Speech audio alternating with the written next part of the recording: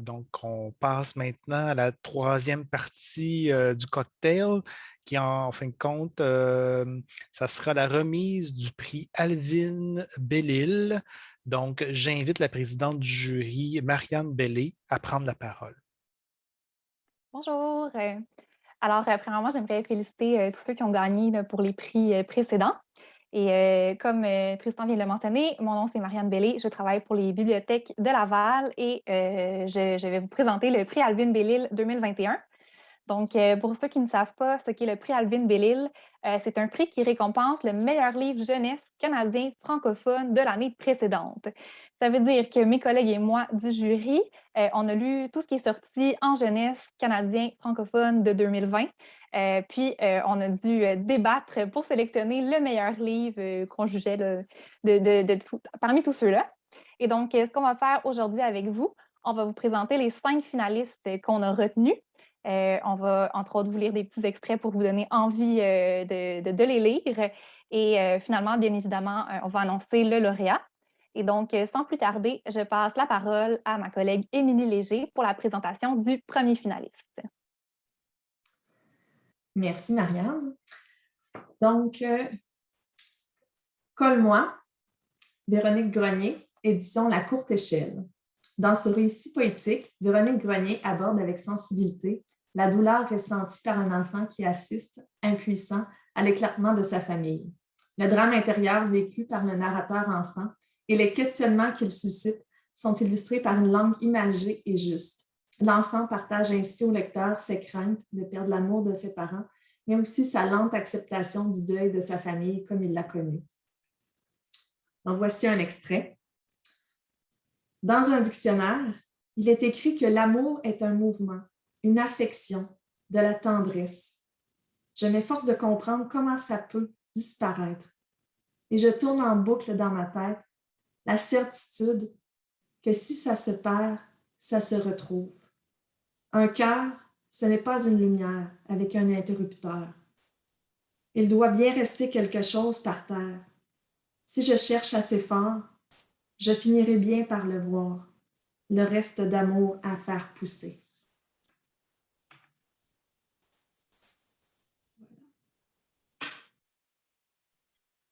Alors oui, je pense que je crois que c'est à moi de poursuivre. Donc, je suis Julie Gagnon, je suis bibliothécaire scolaire au Centre de service scolaire de la Pointe-de-l'Île, donc je fais partie du jury. Puis nous, le deuxième titre que nous avons beaucoup aimé s'appelle Les enfants à colorier, écrit par Simon Boulris. Les illustrations sont de Paul Thibault aux éditions Fonfon. Dans cet album-là, Simon Boulris fait l'éloge de la diversité et de l'unicité. Il présente 14 portraits fictifs d'enfants différents, mais des enfants épanouis et surtout lumineux. L'acceptation et l'affirmation de soi sont vraiment les valeurs fortes présentes dans cette œuvre-là. Les illustrations réalistes sont peintes avec sensibilité par la portraitiste Paul Thibault. Ces illustrations enrichissent le texte tout en créant une connexion entre le lecteur et les enfants coloriés. Le choix était difficile. Donc, je veux dire, c'est comme une enseignante qui ne pourrait pas choisir son élève chouchou dans sa classe. Là. Moi, j'ai choisi de vous présenter Shanice aujourd'hui. Shanice est lumineuse, puis je vais vous lire un petit passage. Shanice. Je n'ai qu'un bras, le droit. J'aime faire croire à mes amis que j'ai survécu à un terrible accident d'auto et qu'on a dû m'amputer. Mais c'est un mensonge. Je suis née comme ça. J'ai commencé ma vie tout de suite en étant spéciale. Je ne porte pas de prothèse. Je pourrais, mais je n'aime pas ça. Ce que les autres font à 2 bras, je suis capable de le faire à un seul, à part peut-être une chose. C'est très compliqué, attacher des lacets à une main. J'ai donc droit à des souliers à velcro. Ils sont verts et jaunes en plus, les couleurs du drapeau de la Jamaïque, d'où vient mon père. Celle des tenues sportives d'Usain Bolt, le coureur rapide comme un éclair jaune. Je me trouve belle dans mes souliers à velcro. C'est si vite à enfiler. J'arrive toujours la première dans la file pour la récréation. Moi aussi, je suis vite comme l'éclair. Je bats toute la classe à la course. L'autre jour, un ami de l'école s'inquiétait de savoir si j'étais gauchère. Tout le monde ne peut pas être vite comme moi. Je respecte ça. Donc, voilà. Et maintenant, je cède la parole à Stéphanie. Oui, bonjour. Alors, le livre que je vous présente aujourd'hui, c'est J'ai appris ça au cirque de baron Marc-André Lévesque, publié à la courte échelle. Ça a été vraiment un choix difficile. On avait beaucoup de beaux livres en nomination cette année.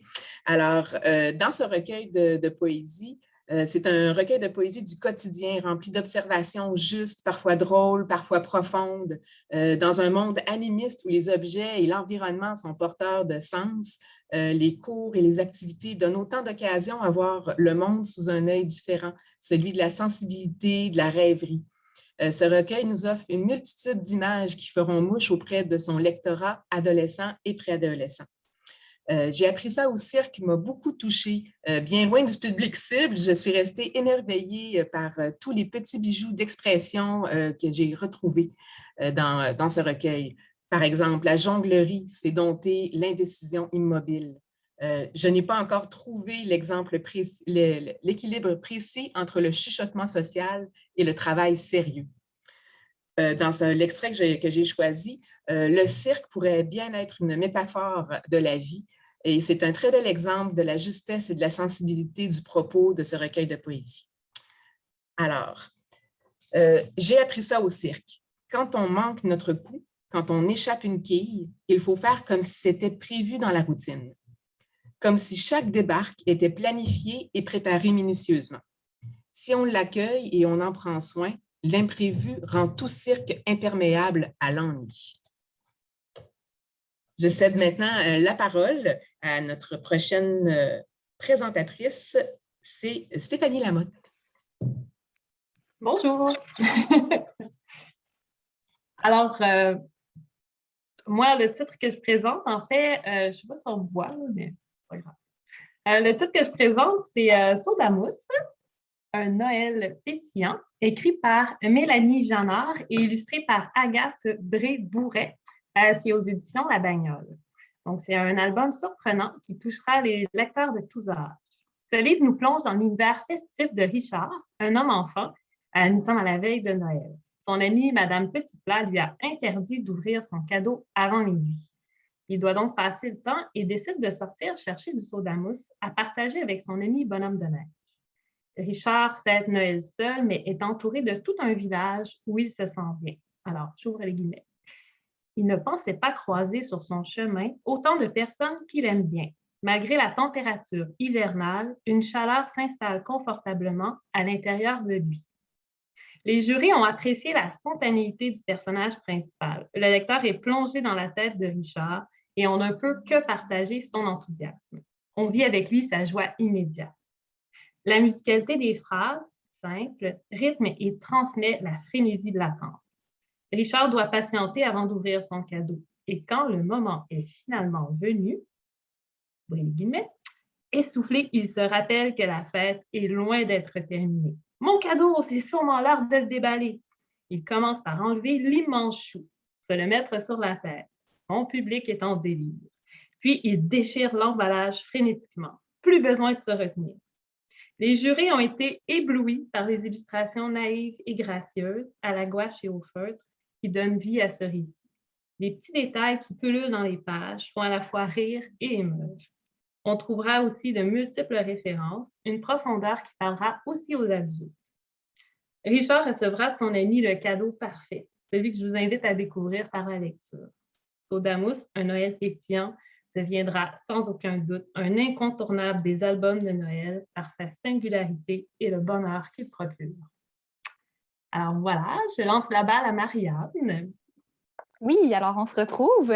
Je vais vous présenter le 5e et dernier finaliste pour le prix Alvin Bellil 2021. Et c'est Le Tricot de Jacques Goldstein, publié aux éditions La Pastèque. Si on a sélectionné cette œuvre-là parmi nos 5 finalistes, c'est pour la richesse qu'on retrouve dans cette œuvre, autant au niveau de l'histoire, du récit, mais aussi des illustrations. Le Tricot, c'est l'histoire d'une grand-mère et d'une petite fille qui partagent une passion pour le tricot. Et donc, au cœur de ce récit, on retrouve ce grand tricot qui devient un prétexte pour plonger dans l'histoire familiale, plonger dans l'histoire du Québec, pour démontrer le temps qui passe aussi. Vraiment, rien n'est laissé au dépourvu. Les jurys et moi-même, on s'est aussi rendu compte là, que plus on lisait l'œuvre, plus on faisait des découvertes à chaque fois. Donc, vraiment, c'est un livre qui vaut la peine d'être lu et relu plusieurs fois. Et donc, moi aussi, je vais vous lire un court extrait. C'est vers le début de l'histoire, au moment où la petite fille regarde sa grand-mère tricoter et que là, elle se met à réfléchir à son passé. Et donc, ça va comme suit. Je vais essayer de vous montrer un petit peu les illustrations, mais mon livre est long. Ce ne sera pas évident. Donc, grand-maman Léa n'a jamais travaillé. Enfin, je veux dire qu'elle n'a jamais eu de vrai métier comme grand-papa Hector. Elle est toujours restée à la maison. Elle a élevé une tralée d'enfants, comme elle dit, qui l'a occupée à plein temps. Mais une fois la marmaille endormie, sa passion, c'était le tricot. Avec ses aiguilles, elle devient magicienne et tricote des images qui racontent des histoires. On a l'impression qu'elle prenne vie. Elle a même tricoté un incroyable foulard pour mon oncle Guillaume, qui adore le Moyen Âge.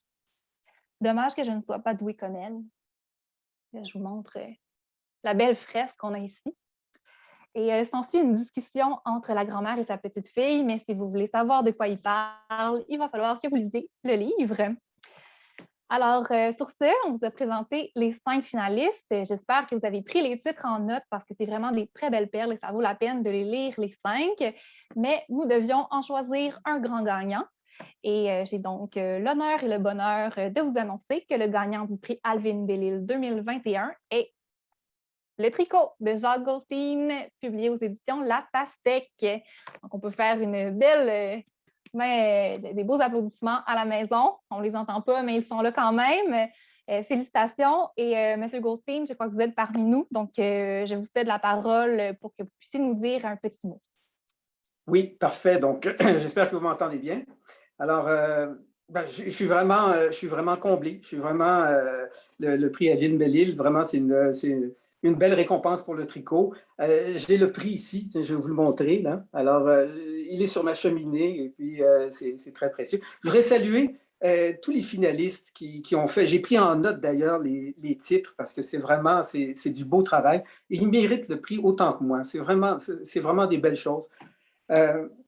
Je suis honoré d'être là avec vous parce que les professionnels de l'information, c'est de la documentation, de la bibliothèque, tout ça, c'est un univers qui est vraiment fabuleux. Je vais vous confier quelque chose, c'est qu'à chaque fois que je vais à l'étranger, à chaque fois que je vais, même pas à l'étranger, que je vais dans une autre ville, une des premières choses que je fais avant d'aller manger, avant d'aller boire un coup, c'est d'aller à la bibliothèque. C'est vraiment quelque chose de spécial. Et je me retrouve chez moi. J'ai l'impression que c'est comme ma deuxième maison. Donc, c'est vraiment très, très important, tout le travail qui est fait par tous ces artisans.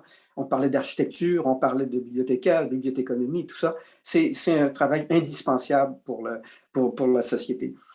Pour le livre Le tricot, qui a été traduit en plusieurs langues déjà, ça c'est pas en japonais, en coréen. Et ça me fascine parce que il y a souvent des petits clins d'œil. On parlait de l'histoire du Québec. Et puis, je me demande, mais comment il se retrouve à l'intérieur d'une histoire comme ça, qui est vraiment pure laine québécoise ou canadienne. Il est arrivé, je vais vous raconter peut-être 2 petites anecdotes. J'aimerais bien vous raconter toute l'histoire d'ailleurs, mais je pense qu'on est à court de temps. Alors, il y a une image, comme je disais, comme on expliquait, chaque morceau du foulard correspond à une certaine période parce qu'on récupérait les vieilles laines, on les détricotait et puis on retricotait une partie c'est la grand-mère qui tricotait ce foulard-là. Et donc, la partie rouge provient d'un foulard qui a été tricoté pour un certain Michel, qui fait penser peut-être à Michel Chartrand. Et on parle de la grève de l'amiante en 1949. Alors, ça ne dit pas grand-chose aux enfants, mais on voit que c'était une période trouble, une période extrêmement difficile. Et les gens se battaient pour des meilleures conditions de travail, pour leurs enfants, pour leur famille aussi. C'était une grève qui était très, très dure. Et donc, il y a un foulard rouge qui a été tricoté à Michel, comme ça. Et donc, on a récupéré un peu de cette laine-là pour faire la partie du foulard de la grand-mère, le foulard qui est rouge. Et c'est drôle parce que c'est la grève de l'amiante. Et quand ça a été traduit en italien, la traductrice a changé, a dit la grève de l'amiante, a dit la grève contre l'amiante. parce que l'amiante, c'est pas bien. Donc, elle imaginait que les travailleurs avaient manifesté parce qu'on leur imposait l'amiante et que c'était dangereux pour leur santé. Non, les gens à Tetford Mine, les gens à asbestos, ils voulaient gagner leur vie avec l'amiante. Alors, c'est des petits clins d'œil comme ça qu'il y a à l'intérieur du livre. Je pourrais parler aussi de la statue de McDonald's qui a été déboulonnée. Je pense qu'on pourrait réfléchir là-dessus. Juste terminer une petite chose pour vous. Les deux personnages principaux, on a la grand-mère et on a sa petite-fille. Alors, la grand-mère s'appelle Léa et la petite-fille s'appelle Madeleine. Et c'est deux personnages très, très importants. Et si vous regardez comme il faut les personnages, vous allez voir que je me suis inspiré de deux personnages de l'histoire du Québec qui ne sont pas toujours très bien connus. Léa Roback et Madeleine Parent. C'est deux pionnières qui ont fait un travail extraordinaire pour le Québec, qui ont fait énormément de choses. Et c'est des femmes qui mériteraient des statuts, qui mériteraient des honneurs. Et si vous regardez comme il faut, mes personnages, on m'a demandé, ils ont un petit peu un nez croche, un peu. Mais oui, mais c'est parce que Léa avait un petit nez croche aussi, et puis Madeleine aussi. Alors, mais c'est simplement pour leur rendre hommage. Et ces pionniers-là, vraiment, c'est des gens qui mériteraient qu'on baptise des bibliothèques en leur honneur. Voilà. Merci beaucoup.